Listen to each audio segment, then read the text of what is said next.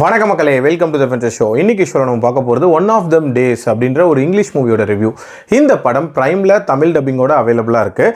இந்த படம் ஒரு டிசாஸ்டரஸ் டேயில் நடக்கக்கூடிய சம்பவங்கள் அப்படின்ற மாதிரியான தீமில் அமைச்சிருப்பாங்க.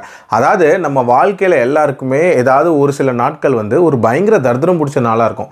நம்ம எதை கை வச்சாலும் விளங்கவே விளங்காது. அந்த மாதிரியான ஒரு நாளில் நடக்கக்கூடிய ஈவெண்ட்ஸ் அது யாருக்கு நடக்குது அப்படின்னு பார்த்தீங்கன்னா அலிசா அண்ட் ட்ரியூ அப்படின்னு சொல்லப்படுற இந்த ரெண்டு ஃப்ரெண்ட்ஸுக்கு. இவங்க ரெண்டு பேரும் ஒரு வீட்டில் தங்கியிருக்காங்க. இவங்களோட அலிசாவோட பாய் ஃப்ரெண்டும் தங்கியிருக்கான். அந்த வீட்டு ஓனர் இருக்கார்ல, ஒரு பயங்கர கரார் பேர்வழி அப்படின்னே சொல்லலாம்.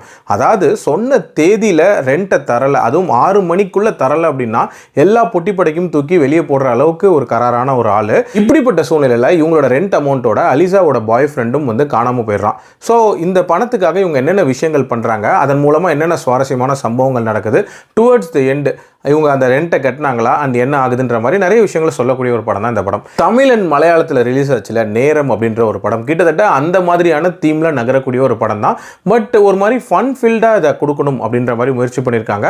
அதில் ஒரு சில இடங்கள் நல்லாவே ஃபன்னியாக இருந்துச்சு. உதாரணத்துக்கு இவங்க லோன் கேட்டு ஒரு இடத்துக்கு போவாங்க, அதாவது பேடே லோன் அப்படின்ற மாதிரி.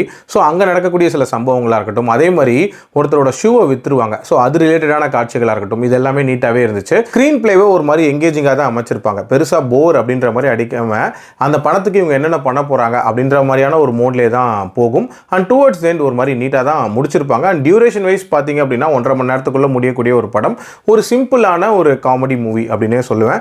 பட் இருந்தாலும் ஒரு சில விஷயங்கள் பெட்டராக இருந்திருக்கலாம். உதாரணத்துக்கு அந்த கிளைமேக்ஸுக்கு முன்னாடி நடக்கக்கூடிய சில செட் ஆஃப் சீக்வன்சஸ்லாம் இருக்குல்ல, அது எல்லாமே ரொம்ப அன்ரியலிஸ்டிக்காக இருந்துச்சு அப்படின்னே சொல்லலாம். இன்ஃபேக்ட் இந்த படமே கொஞ்சம் அன்ரியலிஸ்டிக்கான ஸ்டோரி லைன் தான். பட் அதில் இது கொஞ்சம் தூக்கலாகவே இருந்துச்சு. பெருசாக லாஜிக் அப்படின்றதெல்லாம் பார்க்காம ஒரு ஜாலியான டைம் பாஸ்க்கு ஒரு படம் பார்க்கணும் அப்படின்னா பார்க்கலாம். என்னோட ரேட்டிங் இந்த படத்துக்கு 3 out of 5.